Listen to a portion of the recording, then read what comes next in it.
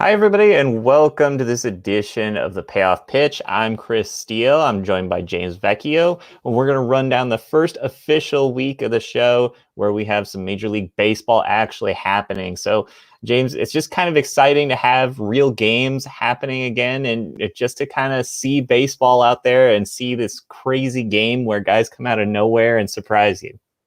Yeah, it's my favorite time of the year. It's the start of the season. You get to see absolutely insane players who are doing well, and you go, "What?" And you get to do absolutely insane players on the other end of the spectrum who are doing terrible, and you go, "What?" It's the perfect time of the year where you have small sample size, and some people are freaking out, and I love it. It's baseball. It's the start of baseball. It's perfect. Well, and there's two guys that just came out of nowhere, I think, to start this season. And I was kind of asking myself over and over again, who are these guys? Yerman Mercedes and Akil Babado. And I have no idea if I'm even saying that correctly. I thought it was Babadook or something like that, that nightmarish villain from, any streaming channel you want to find on. But he's been fantastic. And I think there's actually long-term fantasy value in this guy too. Yeah, I think between the two, Akil, I think it's Badu if I'm Yeah, pronouncing it correct. Badu. Maybe not, who knows? But I think he has the fantasy appeal.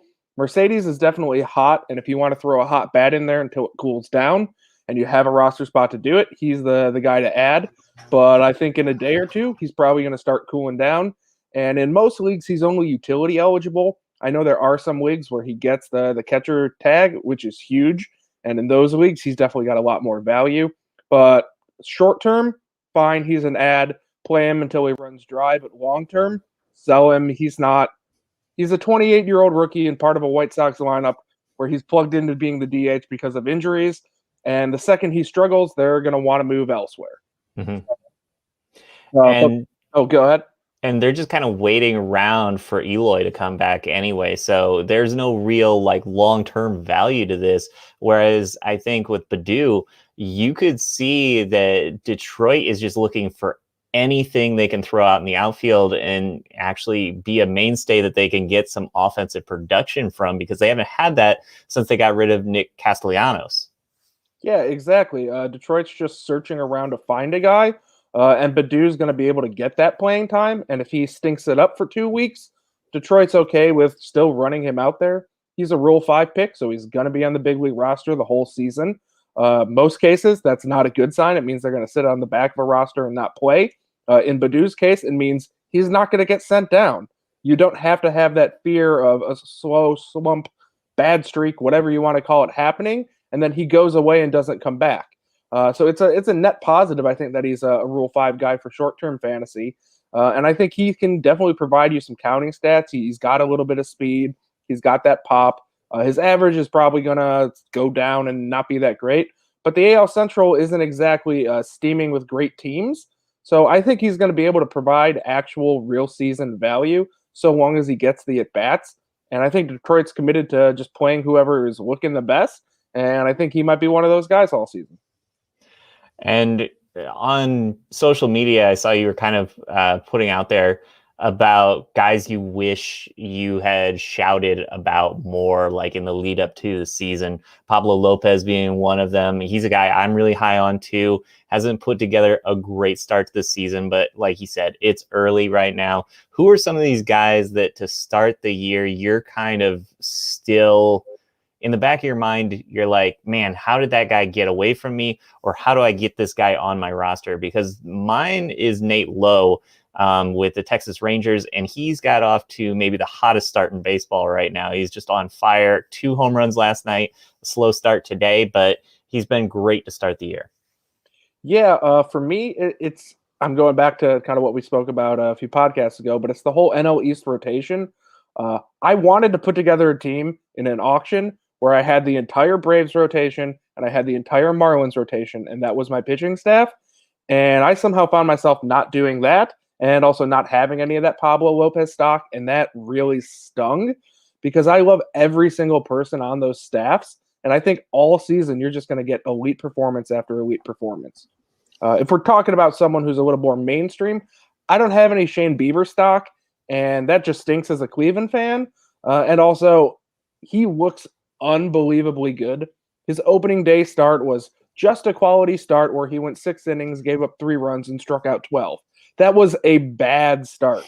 Yeah. That's crazy to think about, that the guy who gets you 2 Ks per inning and you're going, didn't get the win. It's not that great of a start. That's insane value. Shane Bieber somehow, some way became an absolute star, and he's the best pitcher in baseball that's not named Jacob deGrom. That's a pretty fair assessment. Yeah. And I'm just disappointed I don't have enough stock in him, because I'm going to be watching every one of his starts. Yeah, and it's frustrating from a baseball perspective too, because you see how good he is, and then you see he has no wins on top of it, and it just makes you feel like the win is a frustrating stat to kind of get these days. It is, but I also enjoy the chase of it. I think I'm definitely in the minority in that being a thing I enjoy. But I like to look at spot starters. I like to see who's streaming and go, oh, that guy's pitching against the Tigers. Their lineup kind of stinks. Why don't I run him? And I get to play the gambit of maybe he does well, or maybe the Tigers offense shows up and scores 7, and I look like an idiot. That win chasing is something I like to do. It's kind of like chasing stolen bases on the offensive side. You can go and say, hey, this guy steals bases. He doesn't do anything else. I need stolen bases. Let's plug him in and see what happens. That's what I'm doing on the pitching end, just trying to get a win. And I like that aspect. I think a lot of people find it frustrating, but I think a lot of people also don't enjoy the challenge.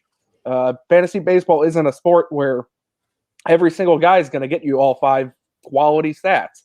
You're going to have to struggle. You're going to have to search. And I like that about it. It's not just plug and play like fantasy football is. You draft your best guys, you can reevaluate on week 8, and then you're pretty much done. It's just a draft. Baseball is about the grind. Your roster at the end of the season is going to look insanely different from the start of the season, and that's even if you're in a league with low trades. You need to do the grind, and that's what makes baseball baseball. It's 162 games. Even in fantasy, you're going to have to grind it out. It's a game of attrition. It's not a game of 1-week victories. Yeah, and the hottest third baseman in all of baseball right now is Starlin Castro, which never would have occurred to me at all.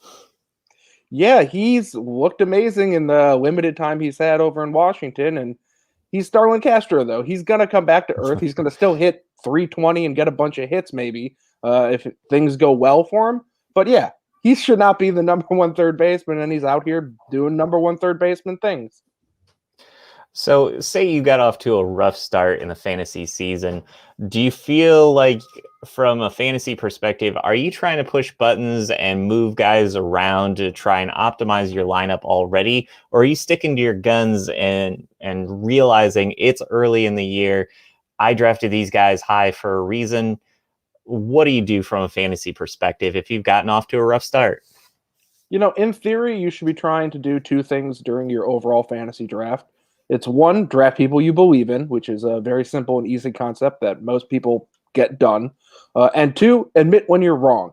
Often, people don't cut people fast enough, and it's a crazy concept to think about. But if you have 5 injuries right now, if you just got all of the injury bug and things are bad, you can let someone go. It's okay. It's fine. You might need to do it, because the stats today count the same as they do on game 161. At the same time, if you believe in these guys, you can't just cut them left and right. So it's a balancing act, but you got to understand the back half of your roster is going to cycle in and out. Waiting on them now is not the same as waiting on them in July or August. You don't just sit on a guy for 2 weeks hoping he comes back at that point. You cut him and go, all right, I need to go add somebody to go attack a certain stat. So you should be doing the same thing today. And when you do your draft and you've added those guys back in August or whenever it was when you drafted, you should have that in mind that, hey, these guys don't have a leash that's hyper long. If I need to go grab a guy early, if I'm short in runs, if my team somehow doesn't have a stolen base yet, I might need to go get somebody. So you go ahead and you go attack, and you don't play to lose value. You play to win the game. If you lose some value and you cut someone that might get claimed on waivers, but you need to go get that guy who you add, so be it. The winner of the league isn't the person who accrues the most value. It's who accrues the most fantasy points. All right. One guy that I've found really intriguing just from the start of the season so far is Steven Matz.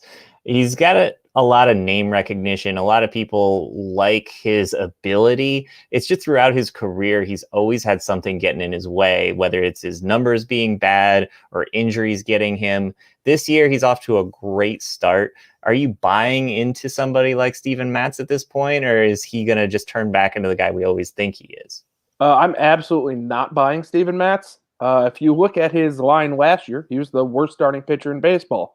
And you know what he did in his first start? He went 6 innings, gave up 1 run, and looked very good. It's the whole concept of, hey, it's just one start.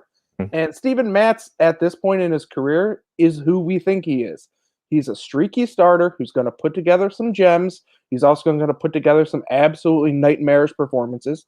And he's pitching in the AL East. He was doing that before in the NL East when the NL East wasn't what it is today. There's no reason to believe that he's a full season fantasy player. He might be someone who you stream. He might be someone who you get 3 straight good starts out of when he goes and faces Baltimore, then Boston, then back to Baltimore. But overall, he's not somebody that you want to put on your roster and say, that's who I'm taking my chance on, because the odds are just not good that someone at his age becomes great, becomes elite, becomes someone who really helps your fantasy team. You can go and invest in someone who has better variability, who's just more likely to achieve that high end status. And I just don't think Steven Matz is at all that guy that I want on my roster. And if I'm wrong, that's fine. I don't care. I don't want to invest in him.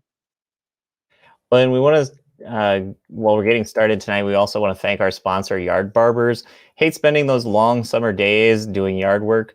We have just the solution, Yard Barbers LLC. Yard Barbers LLC is a local, fully serviced lawn care company looking to provide the Quad Cities with a quality and affordable outdoor service.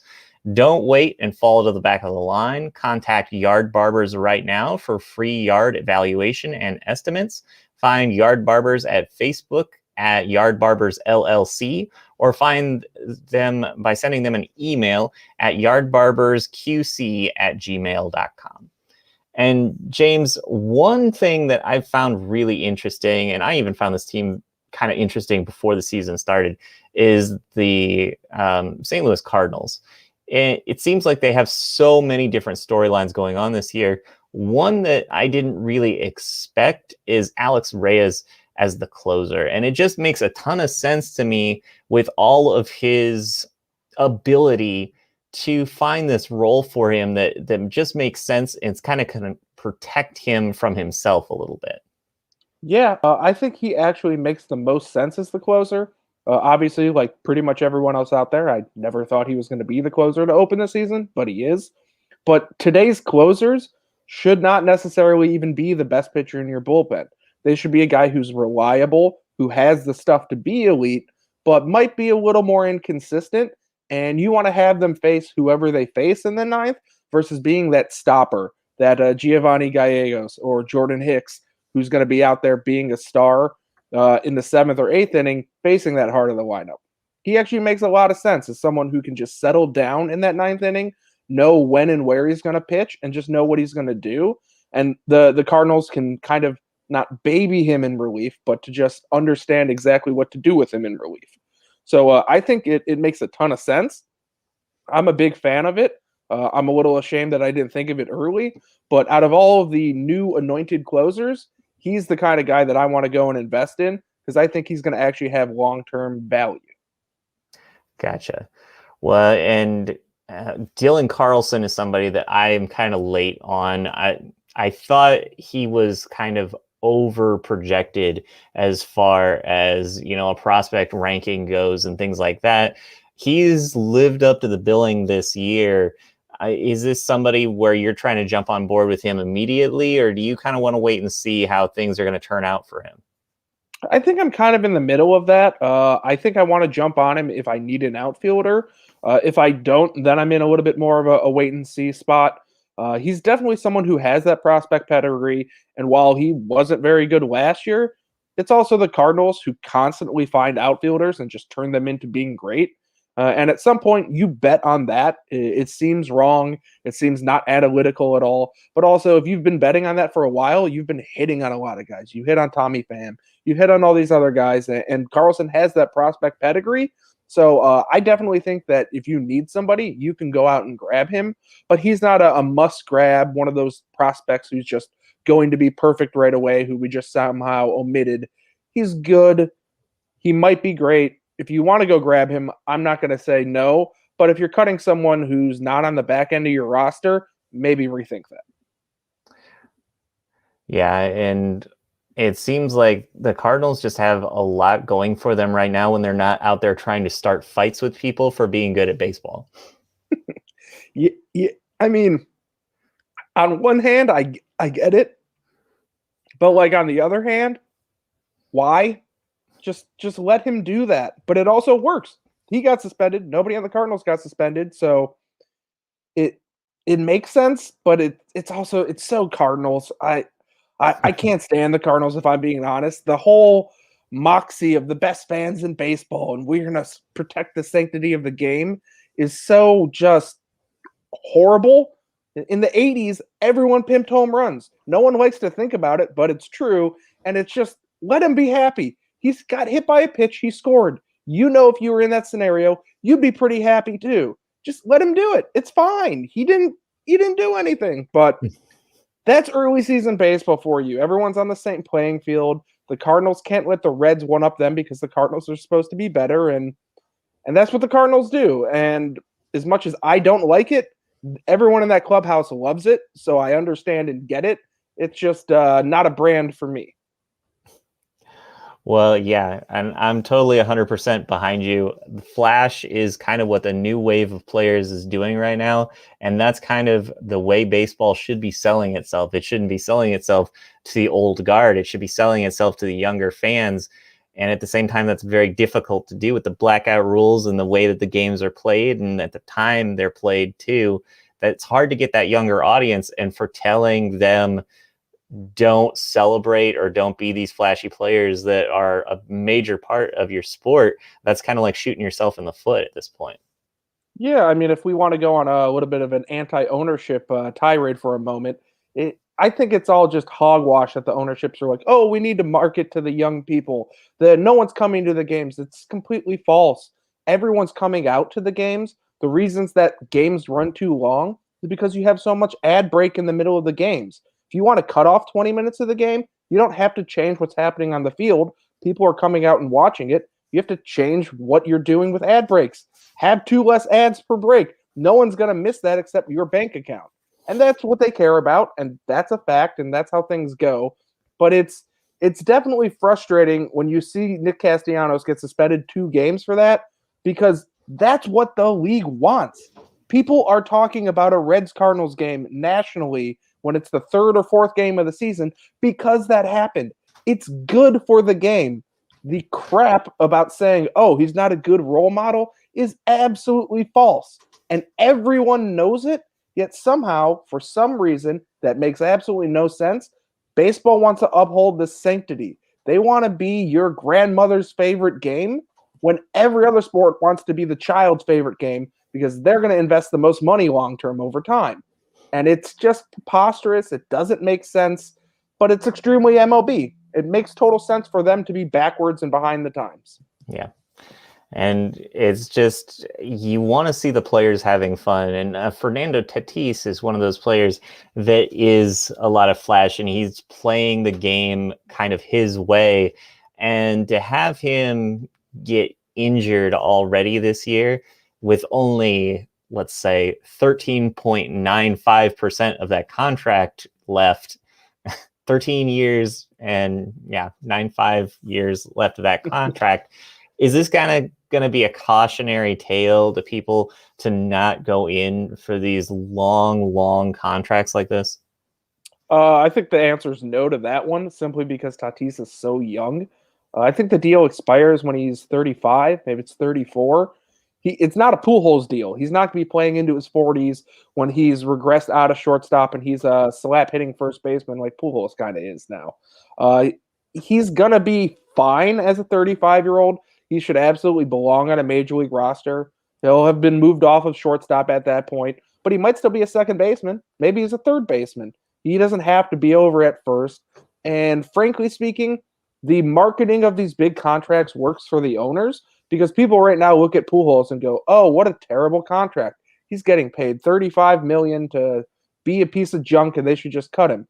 Well, the reason he's getting paid $35 million is on the front half of that contract, they paid him a lot less than $35 million. If he would have gotten paid an average annual salary the entire way and not done the benefit to the club and gotten paid on the back half as opposed to the front half, he'd be overpaid, but he might not be awful.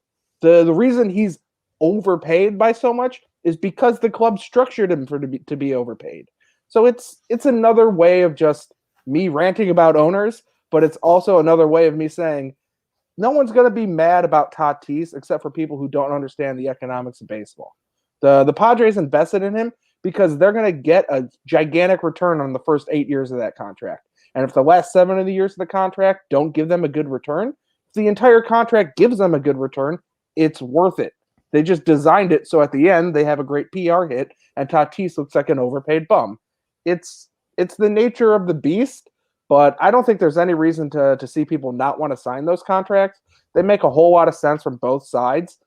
I'd definitely sign that contract if I was Tatis. And my dad wasn't an MLB player like his was. Mm-hmm. You just want to get your money and then you go out and play. And that's exactly what he's doing. And it makes total sense. And I think that's kind of the wave of the future now. Teams are going to want to lock up their Tatises young. And the Tatises are going to want to get paid instead of waiting 7 years to get paid. Well, and if you look at certain younger players in MLB too, if you do it right, you can get them early on in their career where maybe their value isn't even going to be near as high as it should be, because the Braves did that with Ronald Acuna and Ozzie Albies.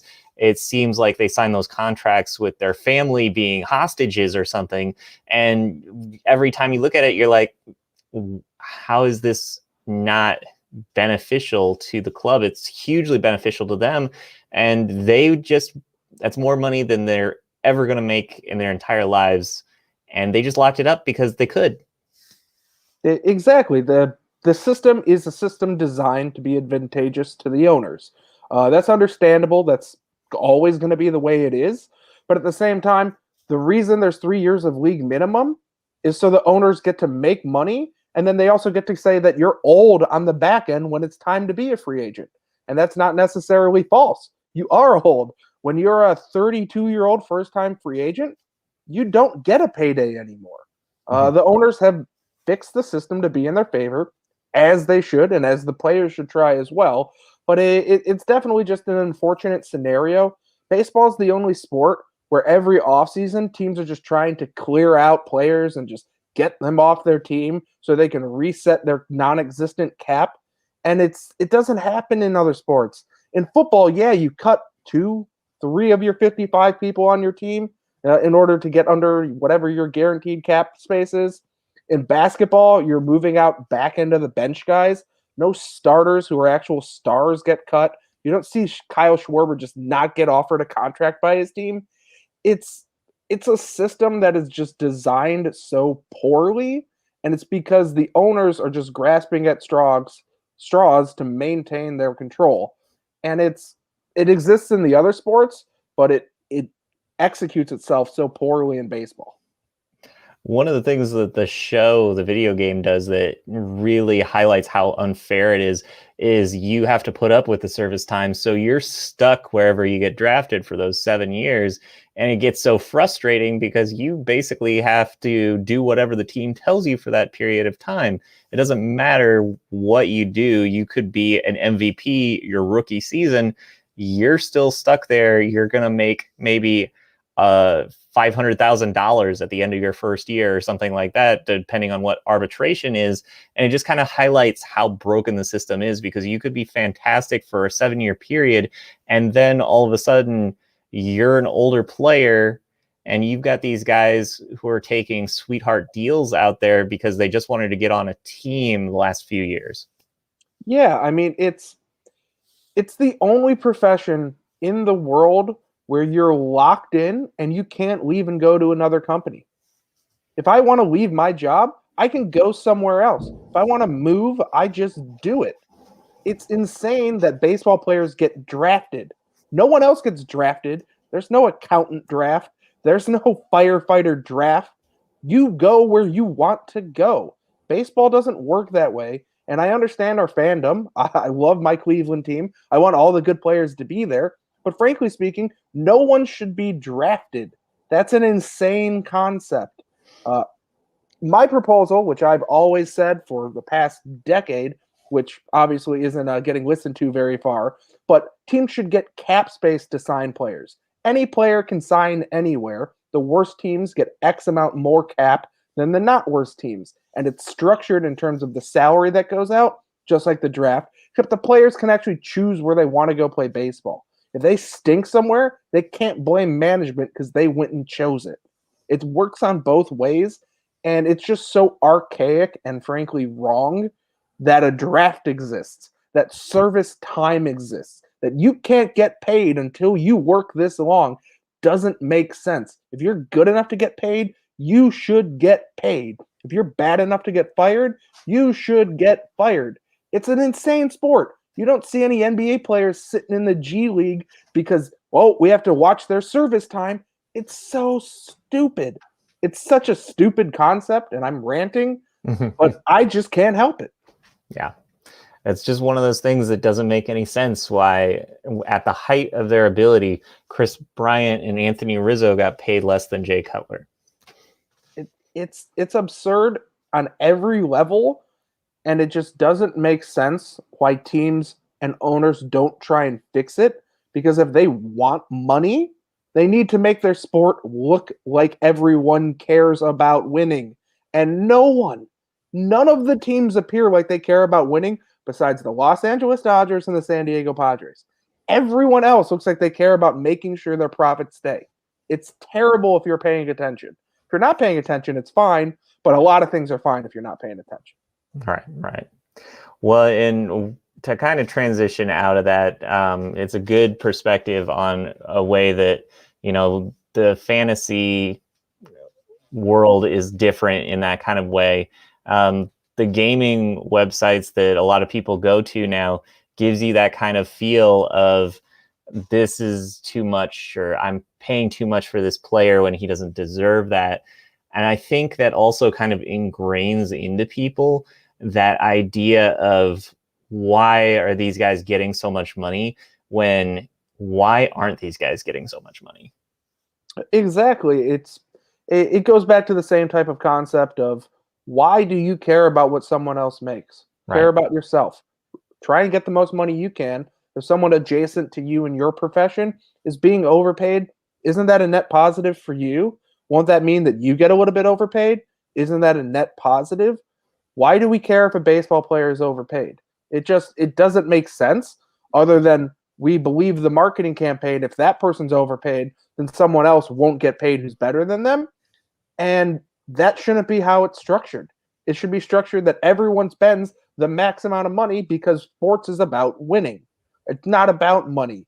It's definitely structured with ownership to be about money, but it shouldn't be. Right. And it just hurts the game because we're looking at teams that are putting a less than ideal lineup out there because they're saying they're strapped for cash when they're not. And because of that, we're seeing players who, especially this year, it seemed like there were a lot of guys who I expected to be on rosters that ended up going over to Korea and going over to Japan. Whereas in years past, they would have definitely been on a roster somewhere. Yeah, I mean, the concept behind Major League Baseball is it's the major league. There's no team, there's no league elsewhere that isn't above or equal to MLB. MLB should be the best. But Tanaka says, I'm just going back home because A, I'm not going to be in a country that's rabid with a virus anymore. His country isn't. And B, he's going to get paid the same amount of money. It's like saying, hey, what money 3,000? Would you like to go over to Korea to do your main job? Or would you like to stay in America? We'll pay you the same amount. I'm going to stay here. Why would I leave? Why would I go over there? Why would I take my talents there, even if I'm the best at what I do, when it's not advantageous to me? The league needs to create an incentive to make people play baseball.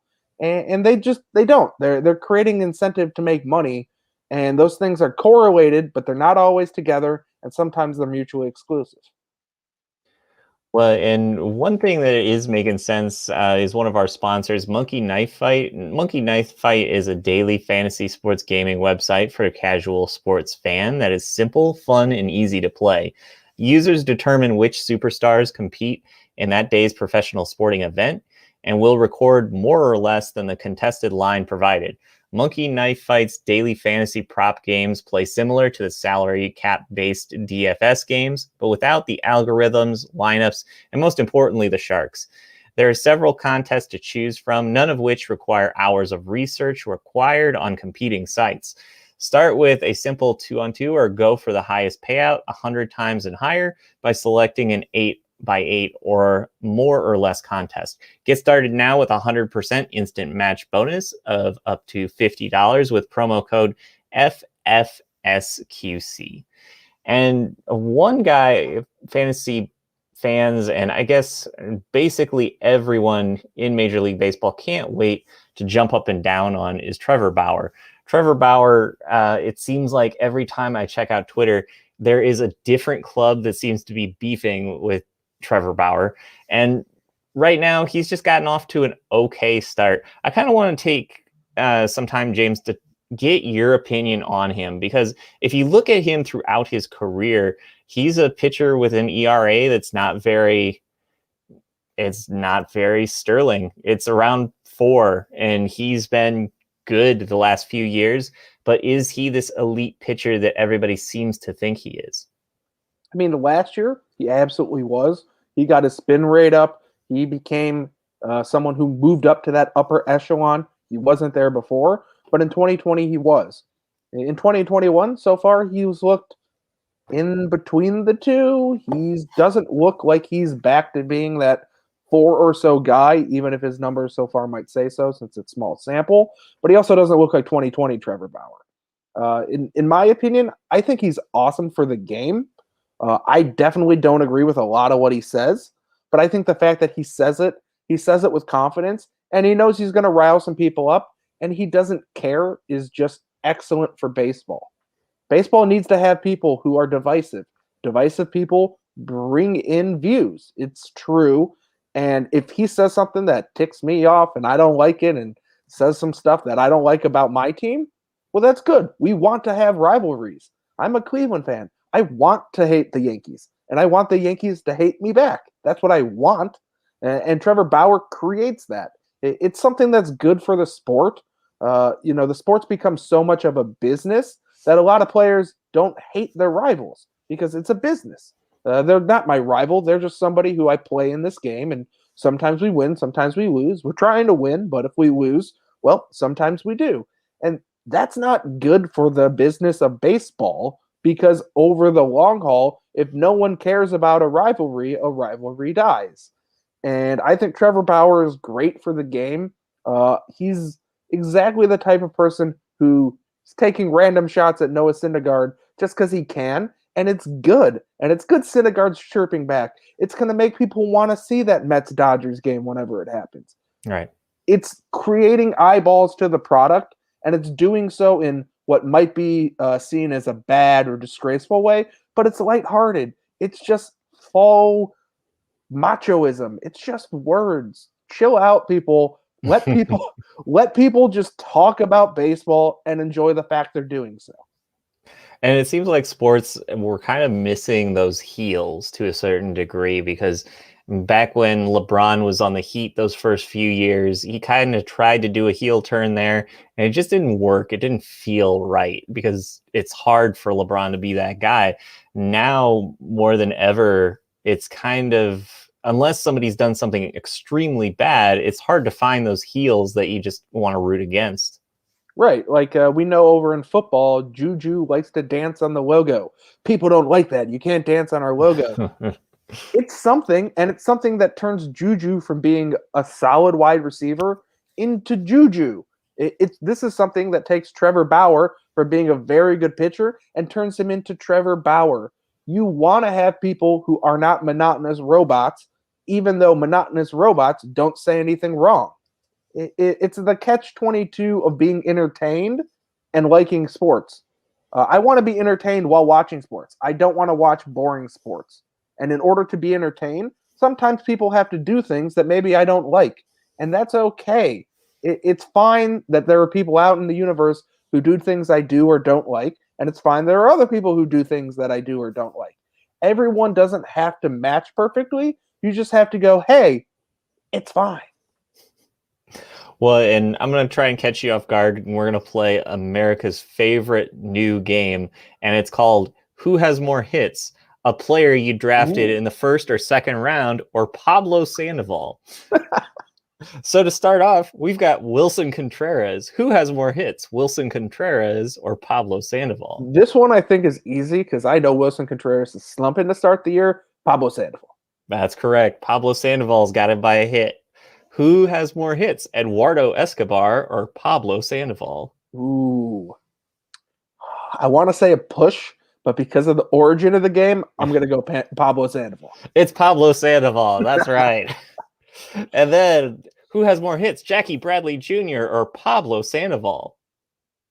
Jackie Bradley Jr.? No, it's Pablo Sandoval. But I got a better one. Who has more hits, Keston Huria or Pablo Sandoval? Definitely Pablo Sandoval. Oh yeah, that's a no good. Ozzy Albies or Pablo Sandoval? I think there's a trend here, so I'm going to go Pablo Sandoval. Ozzy Albies got his first hit today, but he did not match Pablo Sandoval. It's just, you run down these names and you're like, okay, not Jackie Bradley Jr., but the rest of the guys you thought could be legitimate guys that can really help you contend.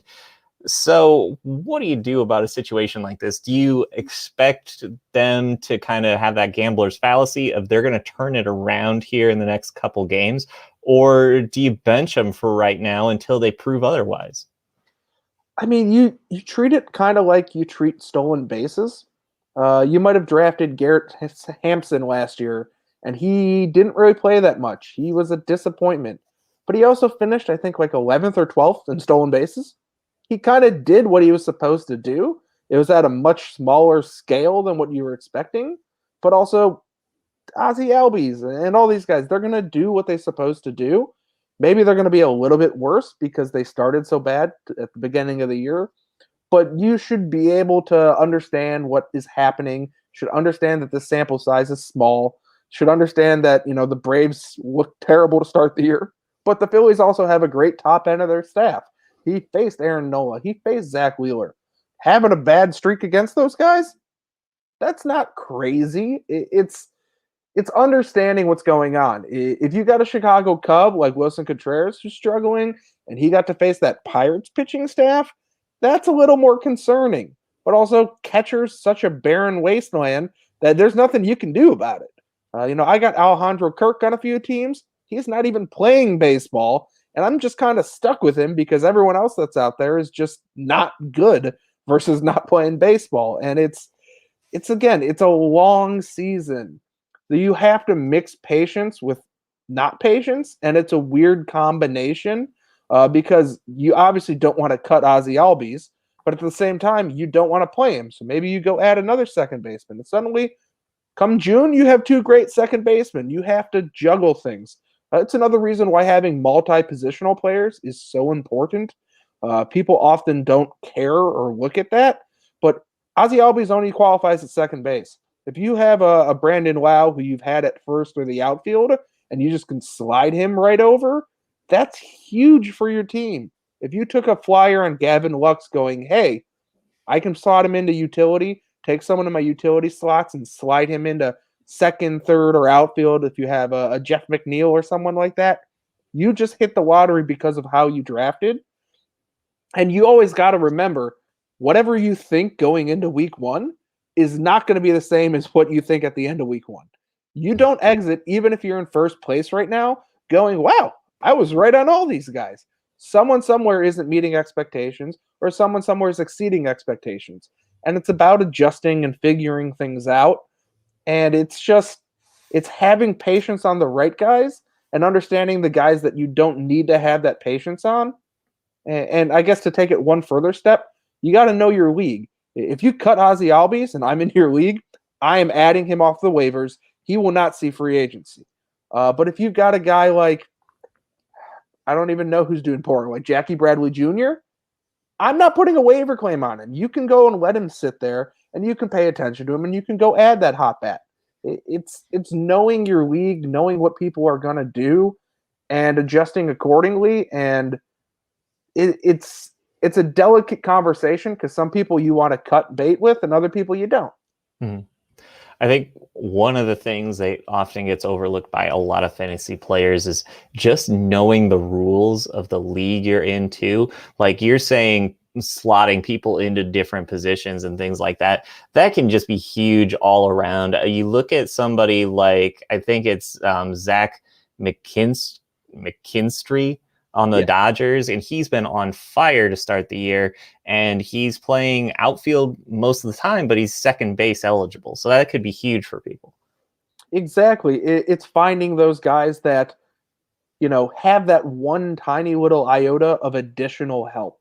I know in most of the leagues I'm on Yahoo, and you've got guys who qualify all over the place on Yahoo, and I Mhm. frankly love it because you can move people around. I hate losing out on days where it's like, oh, I only have 2 second basemen, both aren't playing, I'm screwed. It's like, no, I can slide somebody over, someone who qualifies at 3 positions like Ian Happ, and just go with it. And it's knowing those little intricacies about a player that helps you win a league. Yeah, knowing your league settings, knowing what it takes for someone to qualify somewhere.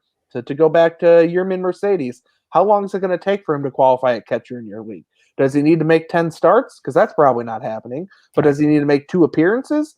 That's probably happening. So you got to know how to evaluate people going forward. And it's how you win leagues. It's knowing things. It's all about gathering information and using that information. And if you gather enough of it, you're gonna win. It's just putting in that effort. Well, and we got a question from somebody too. He's asking for some advice on Andrew Vaughn versus Dalbec. Really a good question. I think we're both big time Andrew Vaughn guys, but Vaughn is somebody who has gotten off to a rough start to the season. It might have something to do with the fact that he's also learning a new position as well for the White Sox. What's your kind of take on that, James? In a dynasty format, it's going to be Andrew Vaughn 10 times out of 10. Yeah. In a redraft format, I don't know necessarily. Dahlbeck's likely going to get more at bats this year, but that might also be not so true. I think I'm just going to take the ties to that White Sox offense, the ties to Andrew Vaughn's college career and minor league career, and I'm just going to run with him. It feels kind of like an overcorrection to flip him for Bobby Dahlbeck. It's given more time. If we're 3 weeks in and he's still struggling, and Yermin Mercedes is now the full-time DH, and Vaughn starting 2 games and left a week or something like that, then maybe it's time to reassess. But if you miss out on Vaughn and Vaughn's a big whiff for you and he's not as good as Chris and I think he's going to be, well, you can just cut him. He wasn't a high draft capital guy. You're not cutting your losses at this point in the season. You're playing for upside. Dahlbeck definitely has upside, but I just think Vaughn has more. Yeah, absolutely. If this is just like a redraft league, there is some value to Delbeck, I think, overall, because there's nobody really taking that first base job from him. Just based on the lineup, though, he's going to be batting very low in this lineup, like 8, 9, maybe. And the only guy who's really got a shot at maybe stealing some time away from him is Marwin Gonzalez, maybe Kevin Plawecki can get in there a little bit too, but I don't think either one of them have any real shot of unseating Bobby Dalbec. Vaughn is somebody who it's going to kind of depend on your league a little bit, because is he going to be outfield eligible? Just like we were talking about a minute ago, what are the rules for your league? Is he going to be a guy who you get to sneak into the outfield, or is he going to end up being DH only? Yeah, I would assume that eventually Vaughn gets that outfield status. It's just a question of how long it takes. And that helps. That's a little bit of an addition. I just don't think that I'd be selling on my Andrew Vaughn opinions this early in the season. He is a rookie. Rookies often do struggle at the beginning of their careers. It's not something that's that surprising to see him do. and I just want to give him more time.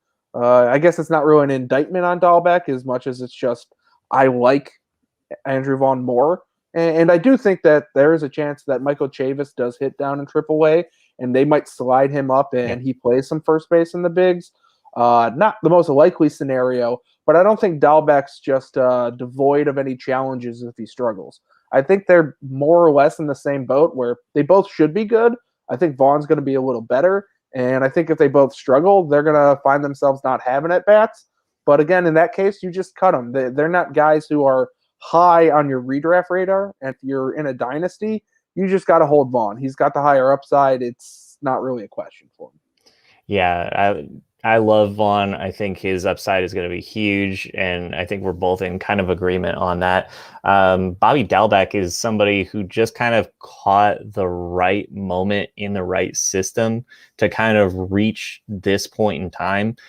Going back to just like a couple years ago, I only really knew about him because he was on those like prospect lists, and he kind of made that Team USA where he had a good year. I think he was one of the all-stars for whatever that Team USA was. So he was good then. So I just kind of rode that wave the last couple of years to making it up to the big league squad, and there's nobody there to take that spot from him. Right. I think if you look at Dahlbeck and you go, what's the most optimistic scenario for his career? It's probably Chris Davis, a guy who hits for a ton of power and doesn't really do anything else. And that definitely holds value, especially if he's hitting homers like prime Chris Davis did. But also, power is the easiest thing to come by in 2021. So I'd rather take someone with the average upside of Vaughn. He's going to have higher runs upside than Vaughn. Vaughn's probably got a little bit more steals as well over Dahlbeck, as well as probably RBIs. Like there's just more upside with Vaughn. And yeah, Dahlbeck could hit on that power, but you can find power. It's fine. Who has more hits, Pablo Sandoval or Andrew Vaughn? Pablo Sandoval. Right. That's right. All right. Well, and one guy you wrote about, and I thought it was really interesting, is Shohei Ohtani. It's kind of a guy where we never really know what to really make of him until the season starts. You see him, and there's so much ability there. What's kind of the long-term value of somebody like Ohtani? I mean, we're talking about league settings. Is Ohtani one person in your league, or is he two people? If he's one person, he's got a ton of value. You can get yourself a solid utility bat when he plays, and you can get yourself a top 20 pitcher if everything pans out. That's 2 roster spots in one. So whoever you're rostering with that other roster spot is free money. It's a gigantic value if you have him as one person. If you split into 2 people, you have a DH who doesn't play every day, who does well, but is essentially a platoon player. And you have a pitcher who's a high upside, terrible risk if he stinks like he did last year. So it's just extremely dependent on your league settings. I don't know how to really evaluate him because I want to evaluate him as 2 players. And as a DH, he's borderline rosterable. And as a pitcher, he's someone you throw on your roster and you see what he does. And if he turns into being elite, you don't move him. If he's mediocre, you entertain trade thoughts. And if he's bad, you cut him. So he's kind of a hold everywhere for me, unless you just want to dump him as a hitter because he's not playing enough if you're in a small enough league. So it's interesting. He's so unique. He's so one of a kind that actual Major League Baseball should be promoting the hell out of him. But in terms of fantasy, he's weird. Yeah, definitely. And there's also that potential that Joe Madden can throw him out there to hit as a pitcher too. And Madden has said that. Madden's somebody who loves himself enough to even do that. So just to be a rosterista, as he says, he can put somebody out there to pitch and hit. And I don't know. It seems like it's a bad idea, but he's gonna do it probably. I'm waiting for the game where Joe Madden uses the DH while Ohtani's pitching, Yep. but not for Ohtani. He's going to use the DH for his catcher, for a shortstop, Right. for somebody, It's and it's happening. going to give Joe Madden the most satisfaction ever. It's going to give me, as a baseball fan who likes dumb, wacky shit, a lot of Yep. satisfaction too. But it's going to be weird. Otani's so hard to judge, and there's usually somebody in your league who likes him a lot that I just say, you know what? If he wins somebody in the league, claps for them. I'm not going to go for it. I'm going to invest elsewhere. And if I lose on this one, then I lose on this one, and I'll hopefully invest somewhere that's about as good. Mhm. Right. Well, and then to build off of that question from earlier, Forrest Law also asked, in this league, it's kind of roto. He has Olson and Mancini, so he's not planning on dropping Vaughn or Dahlback, but he wants to get in on Jonathan India. It looks like seeing him in free agency. It's somebody that we kind of talked about last week, James, and we were both kind of not very high on his upside, more in the Jazz Chisenholm camp. What are your kind of thoughts on him? He's gotten off to a very good start. I've already reassessed my assessment of him. Go and get him. With second base being as terrible as he is, and in most leagues, him having second base eligibility, you want him on your roster. You can slide him over. He can play multiple positions. I'd cut Dahlbeck, let him walk. Maybe I'd even cut Trey Mancini, although I think I'd want to give him a bit longer of a leash. And I'd go grab myself some Jonathan India. Again, with rookies, you have lots of strong opinions. And the second those rookies start to show you something different, you adjust. So Andrew Vaughn, I was all about starting him day one, letting him play, don't take him out of his lineup. And now he's not playing as much, and he hasn't hit super well. And now I'm adjusting. I'm saying move him to your bench. Let's see what he does. Play him when he is going to play over someone who's benched for that day. But adjust. And Jonathan India, I'm adjusting on. Get him on your team. Throw him in your lineup. If you miss and you have to cut him in a week, that's fine. That's what the back end of your roster is for. It's for churning people in and out until you find somebody. And Jonathan India, with his positional eligibility and his ties to this elite Cincinnati offense, get him on your team until he shows you something else. Another player that I'm kind of liking at second base is Donovan Solano. San Francisco is kind of one of those teams that not a lot of people get to see very often. He put up really solid numbers last year. I feel like a lot of people slept on him in this year, and he's already off to a really good start, especially considering, like you said, looking around at second base, there's not a whole lot to find out there. Yeah, and the things that Donovan Solano does well are score runs and hit for average. And that's actually really hard to just find on the free agent wire. You don't find people hit for average anymore. They don't really exist. He can really help you because he can boost your average. He can get you those runs. It's hard to just find people who score. He's someone who's just so ugly because he's Donovan Solano and he's like 34 Yeah. and he plays for the Giants and they have 7 other infielders. And it's just like, why am I investing in this guy with no power? But also, you need to put together your best overall roster. And in order to do that, you need to get guys who hit for average. And if you've got a lot of power, he's an excellent guy to offset. He's kind of like a rabbit in a sense. You add those guys to get your stolen base. Go add your Donovan Solano to get your average. Right. So he's basically Nick Madrigal, only without like the name appeal at this point. Exactly. I think Nick Madrigal, if he could put together Donovan Solano's past 3 years, including this one, he'd be pretty happy with that. Again, it's Donovan Solano. No one wants to invest in it. And usually if no one wants to invest in a guy and they're good, and you do invest in him, you're making a winning move. So I have nothing wrong with people investing in Solano. I honestly thought that San Francisco was just going to rotate through their entire infield and there was going to be hardly any value there until after the trade deadline. But looks like I'm wrong there, and adjust accordingly and go grab your Solano while he hits. Heck, go grab Evan Longoria. Whatever they're doing in San Francisco, turning Mike Yastrzemski and Darren Ruff and Alex Dickerson into actual power hitters, Evan Longoria can come back from that. Evan Longoria can hit. I've always thought he was going to get playing time this year out of everyone on that infield because he's tied to a bad contract they want to move, so they want to give him the option to look good.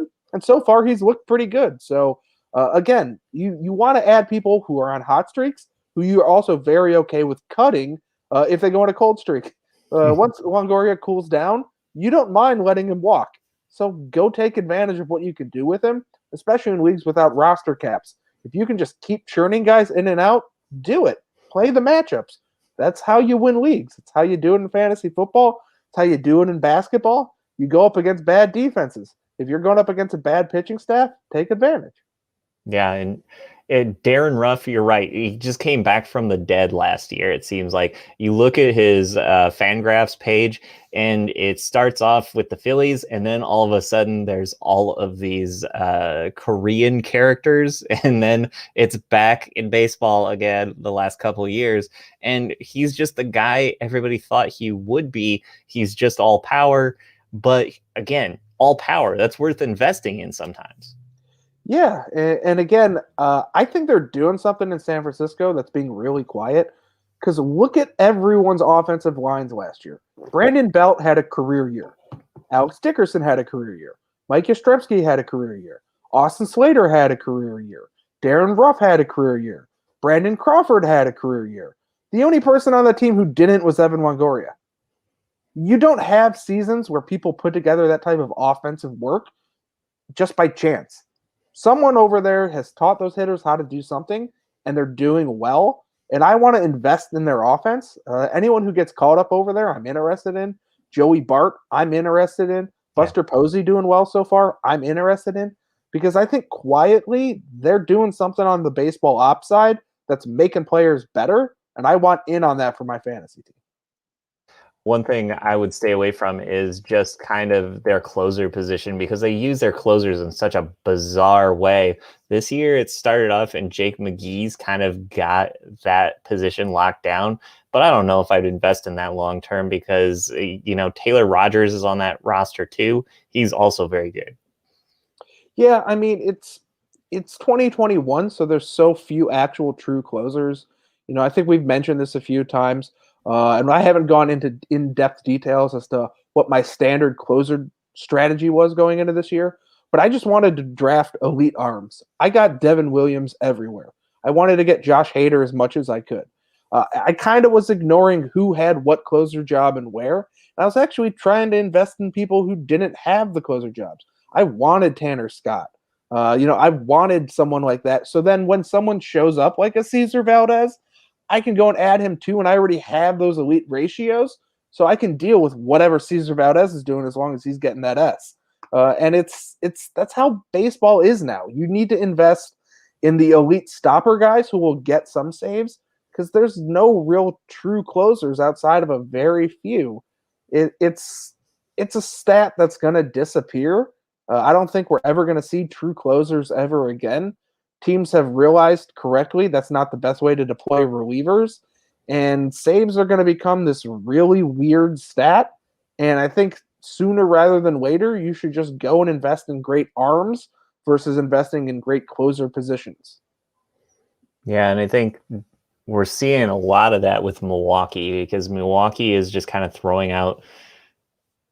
They have Hader, who's one of the best relievers in baseball, but they keep having like these other guys that just pop up and they're very, very good, like Jeremy Jeffress and Corey Knebel.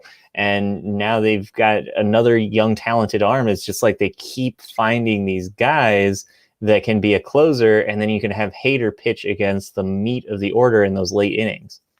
Yeah, they're one of those teams that just somehow always seems to find guys who just get velocity when previously they weren't huge velocity guys. Like Hader saw his uptick, Devin Williams saw his uptick, Corbin Burns has seen an uptick, Brandon Woodruff's seen upticks.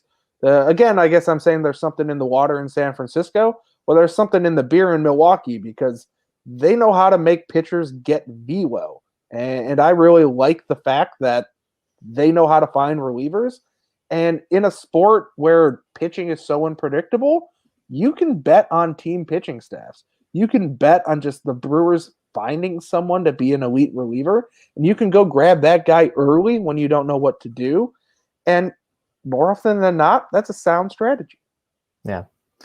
Well, and as we're wrapping things up here, James, one guy I feel like he really doesn't get his due is essentially because he's in Tampa Bay and nobody really cares. But Glass now has really cemented himself in my mind as one of these elite pitchers.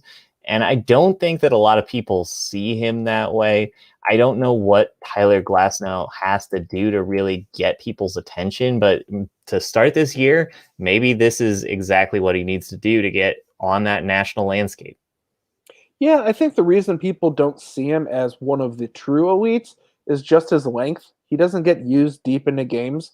He doesn't go 7 like Garrett Cole or Clayton Kershaw or Zach Greinke. He goes 5, and he's excellent in those 5. He's a star in those 5. But when you look at a fantasy season and you look at 30 starts and you take 2 innings off of those 30 starts, that's an extra 60 elite innings out of Garrett Cole that you're not getting out of Tyler Glasnow. On the same effect, you're going to lose a few wins because they pull him after 4 2/3. And Right. that's going to frustrate the heck out of you. And that's not going to happen with Garrett Cole. If he gets pulled early, it's because he wasn't doing well, not because they want to preserve his arm. So I think Glasnow's in that top tier. He's on a team that lets him rip it, but he's not, and he's not there yet. And he's the type of guy I don't personally ever want to own because I would get so frustrated at him. And I would just hate seeing him and be like, go, one more inning. Come on, Kevin Cash. But also, baseball nowadays, it's about making the postseason. It's not about winning in the regular season. The playoffs exist just to get there. It used to be the best team in the AL, the best team in the NL met in the playoffs. And there's the World Series. That's the only part of the playoffs. Now it's a big, giant tournament with all these teams. So you don't really care about what seed you are. You just care about getting there healthy. And that's what Tampa Bay does. They make sure they get there. And once they get there, then they kind of let them rip, so to speak. And while that's good from a Tampa Bay winning the World Series perspective, it's bad from a fantasy perspective. So I'm not as high on Glasnow, and I understand why a lot of fantasy owners aren't either, because I don't see that upside existing. I don't see Tyler Glasnow becoming a guy who goes deep into games ever if he's on Tampa Bay's roster. Yeah, Max Scherzer back in Detroit kind of had that same problem where he was 5 and fly. And if you didn't get those 5 out of him, then what good is having Max Scherzer? And just it seems silly to think about because it's so long ago now, but that's the way Scherzer was viewed is he's very good, but do you really want him? Exactly. I remember a time when there was a debate between Max Scherzer and Jared Parker. And I remember I was on the wrong side of that debate. and I missed on that one, but it's true. Scherzer left, and he wanted to go pitch some length, and he became one of the best pitchers of his era, if not the best. And, maybe Glasnow is going to do that, but until he leaves, he can't be anything more than a 5 and fly guy. They're going to be the best 5 and fly guy, but he's still 5. Mm-hmm. On our going back to old misses, Darren Ruff was one of mine. I was big on Darren Ruff. I thought he was going to be maybe the next, Howard or one of these big power hitters at first base that just made a ton of sense in Philadelphia. I was like, okay, this makes sense to me, but no, that wasn't happening. Yeah, and I think it's always important to keep in mind and remember those misses so that when you see somebody that you've missed on here, like me and Max Scherzer, I waited too long on him. I'll openly admit that. I said, he's going to get hurt. He's not that good. Oh, he's not going to be good. Oh, it's been 5 years and he's very good all 5 years. Oh, I think I was wrong. It's better to admit you're wrong early so you don't keep missing out on him. That's something that takes a lot of players' time. But overall, as a manager, you need to understand that you don't know everything, that you're going to make mistakes. I'm going to continue to make mistakes. If you're taking my advice, awesome. I think I'm able to give you solid advice, but I'm not going to hit for 1,000. No one out there is. You certainly aren't either. And if you make a mistake, correcting and admitting, yeah, I shouldn't be perfect is the way to go. Yeah, absolutely. I cut Trevor Story off my team because I already had a shortstop that season. So that was fun. I drafted Trevor Story in a 32-team, 40-man roster league before he had any prospect shine.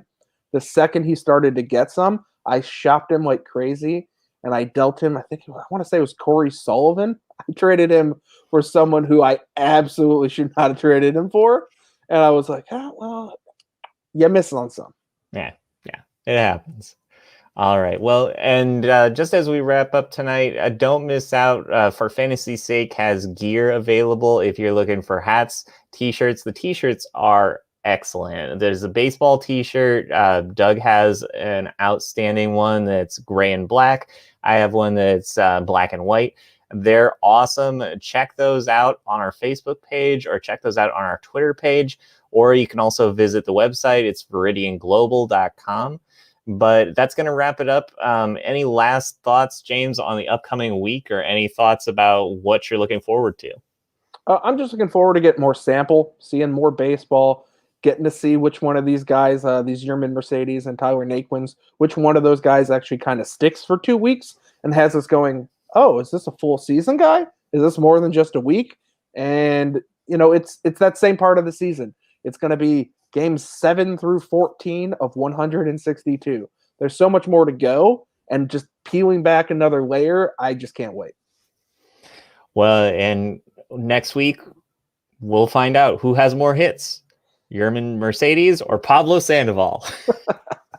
All right. Well, I'm Chris Steele for James Vecchio. This has been the Payoff Pitch. We hope you all have a good night.